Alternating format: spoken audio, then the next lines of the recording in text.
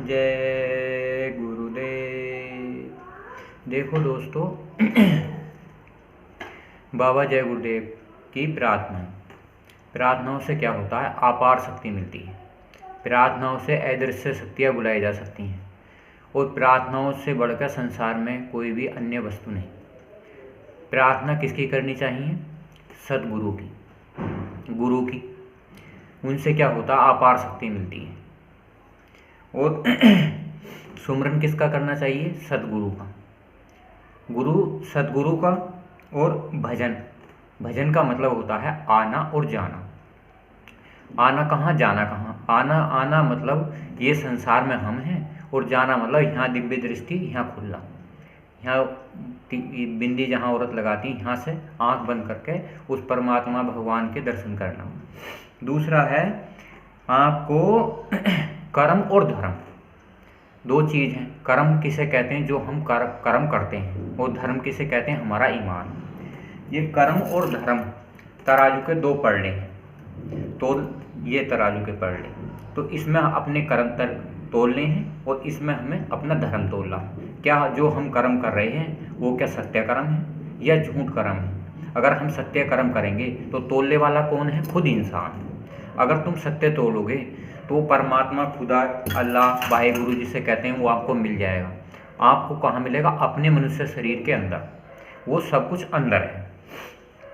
5 रत्न संसार में। 5 रत्न कौन कौन से हैं?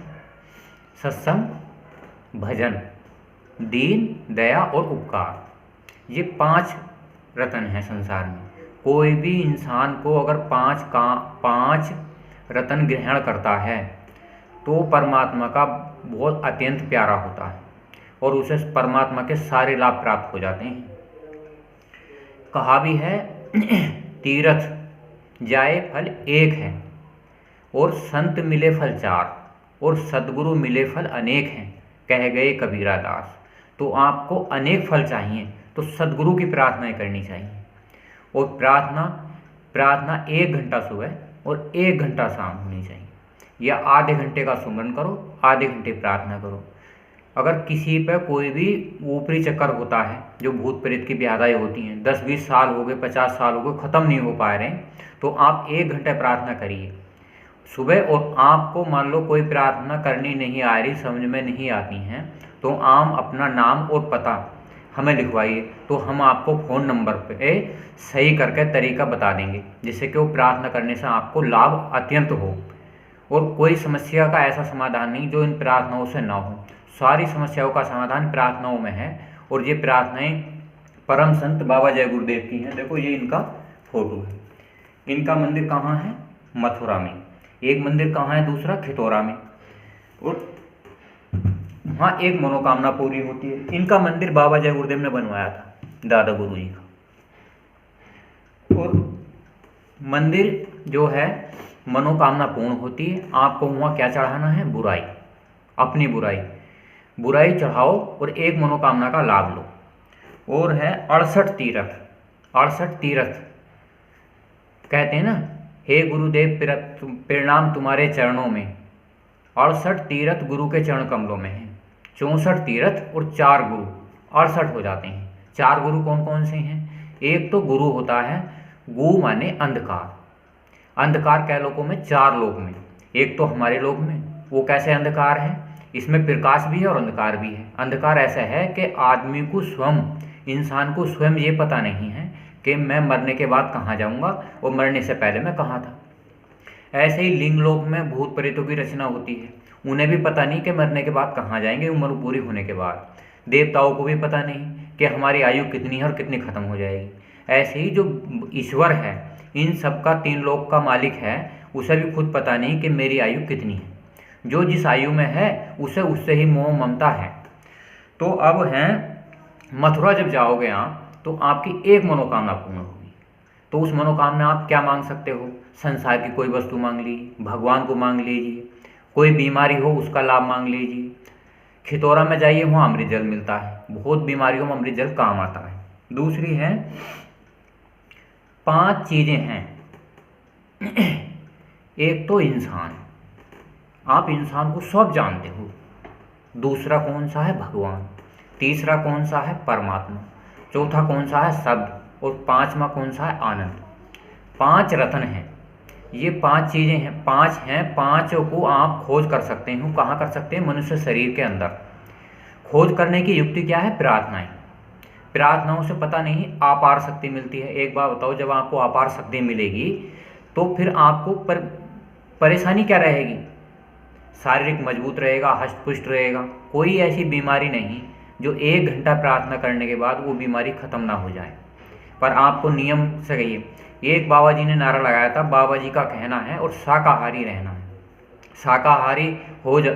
शाकाहारी हो जाओगे और बीमारी से बच जाओगे। शाकाहारी में क्या? साग सब्जी। आप सवेरे को 1 गिलास साग सब्जी का जूस बनाइए, काला नमक डालिए, सर्दी हो थोड़ा गुनगुना कर लो और गर्मी हो तो ठंडा पी लो। आप 1 गिलास सवेरे पी लीजिए और शाम को दूध मलाई खाइए, 1 गिलास शाम को दूध मलाई खाइए, तो आप कोई बीमारी ऐसी नहीं जो स्वस्थ ना हो जाओ। और फिर 1 घंटा प्रार्थना करिए। और फिर ये प्रार्थनाओं से अपार शक्ति मिलती है। मैं आपको एक प्रार्थना बताता हूँ जो बाबा जय गुरुदेव ने मथुरा में सुनाई थी। वो प्रार्थना कैसी होती हैं तो मैं हर आपको वीडियो में मेरे फ़ोन नंबर दिए हुए हैं, आप अपना नाम और पता जब प्रार्थना करनी शुरू करें ज़रूर लिखवाएं कि हमें भी तो पता चलिए। एक कहावत है ना, अंधा गुरु बहरा चला हुए नरक में ठेलम ठेला। आप प्रार्थना कर रहे हो, किसी कारण से आपको लाभ नहीं मिला, तो आप सलाह मशवरा कर सकते हो।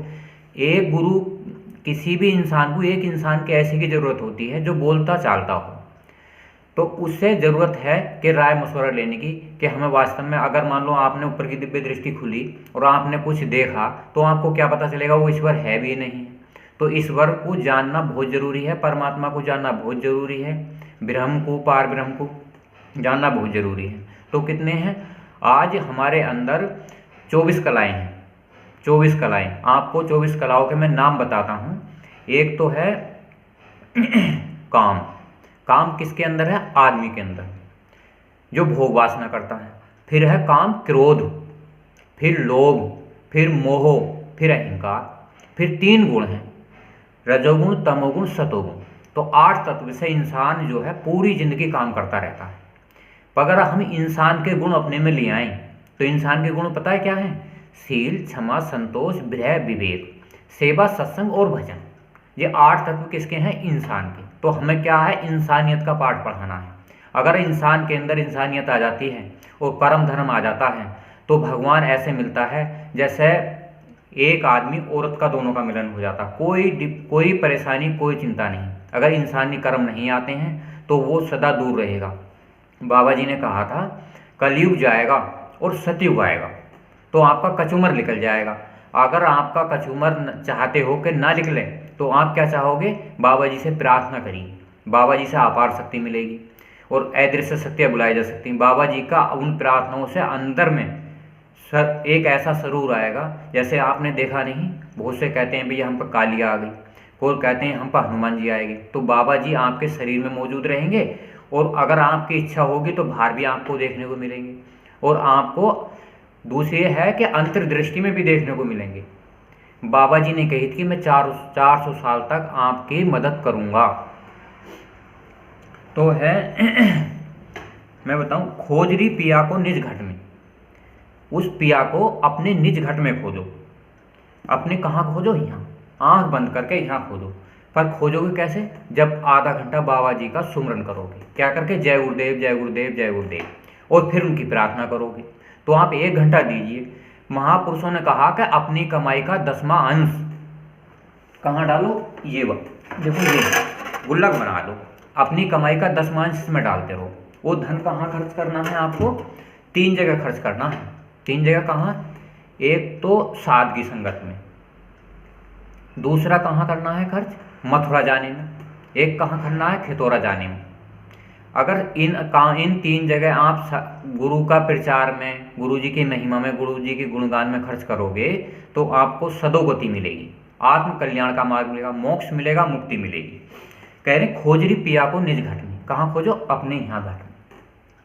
जो तुम पिया से मिलना चाहो तो भटको मत जग में।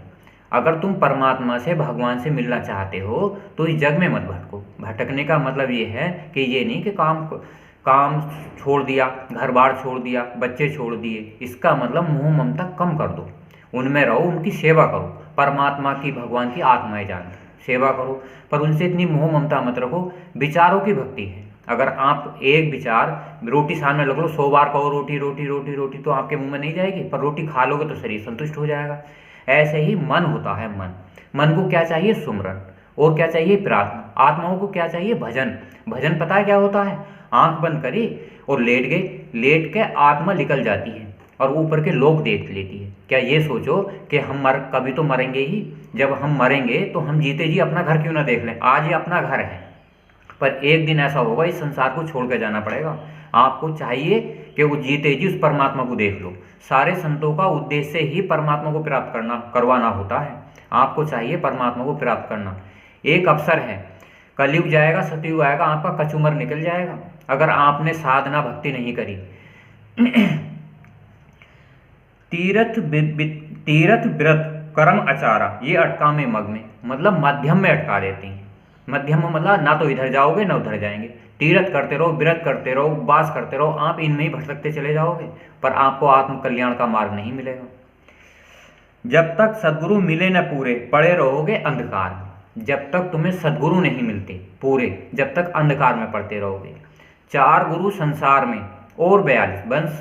4 गुरु कौन होते हैं? एक तो गुरु होता है जो सीमित होता है। सीमित किसे कहते हैं? जैसे हमारे दादा गुरु जी थे ना, ये तो इन्होंने गुरु किस सदगुरु बनाया था? बाबा जय गुरुदेव। इन्होंने एक सीमित दायरा था, जब आत्माओं की इतनी इच्छा नहीं थी कि वो अपना आत्म कल्याण करें। जब इच्छा नहीं होती तो परमात्मा आत्माओं को नहीं बुलाता, और जब इच्छा होती है तो खुद लिवाने आता है शरीर रूप धारण करके। मैं तुम बताऊं तो अब कह रहे हैं जब तक सदगुरु मिले न पूरे, पड़े रहोगे अग में। मतलब जब तक तुम्हें सदगुरु नहीं मिल जाते। अब बाबा जय गुरुदेव मिल के साथ क्या होता है? जो सत्संगी होते हैं उन्हें सत्संग सुनाए गए, ज्ञान सुनाए गए, सत्य बताए गए, उन आत्माओं को उस पर लगाता है। जैसे मैंने आपको प्रार्थनाएं बताई, तो प्रार्थना मैंने तो कभी गाई नहीं ना, वो प्रार्थना मेरी है। तो प्रार्थना किसकी है? बाबा जय गुरुदेव। अगर साध बताएगा तो प्रार्थना करेगा, तो साध अपना कोई गुरु नहीं बनता। साध क्या करता है? सेवा करता है, सच्ची सेवा। सेवा से क्या होता है? आत्म कल्याण हो जाता है। सत्संग सत्य का संग। सत्य का संग कहाँ है? जहाँ आत्मा आई है और जहाँ तक जाएगी, वहाँ तक क्या है? सत्य का संग। सत्संग सुनाने से आत्म कल्याण हो जाता है। नाम सुधारस कभी न पाओ, भरमो जोनि खग में। नाम सुधारस कभी न पाओ, भरमो जोनि खग में। अगर तुम्हें सदगुरु पूरे नहीं मिलते तो इस जोनि में भरमते रहोगे। पंडित काजी भेग सब अटका रहे हैं डगडग में। पंडित काजी भेग से सब अटका रहे हैं। कभी हाँ दान दक्षिणा दो, कभी रामायण पढ़ो, कभी गीता पढ़ो, कभी बाइबल पढ़ो। आप पढ़ते जाओगे, पर कभी आपने आंख बंद करके उस परमात्मा के दर्शन करे हैं? आपने उसका प्रयोग करा है? अरे आप अपनी घरवाली का कितना प्रयोग करते हो, कपड़े धुआने का, रोटी बनवाने का। आपको परमात्मा का भी, भगवान का भी इस्तेमाल करना चाहिए। वो जैसे हम एक दूसरे को देखते हैं, ऐसे ही वो खुदा परमात्मा बात करता है, पर आपको सच्ची लगन होनी चाहिए। इनके संग पिया नहीं मिलना, पिया मिले कोई साध समग में। पिया कहाँ मिलता है? साध की संगत में, सदगुरु की संगत में और गुरु की संगत में। पर गुरु भी सच्चा होना चाहिए, जो दिव्य दृष्टि खोल दे।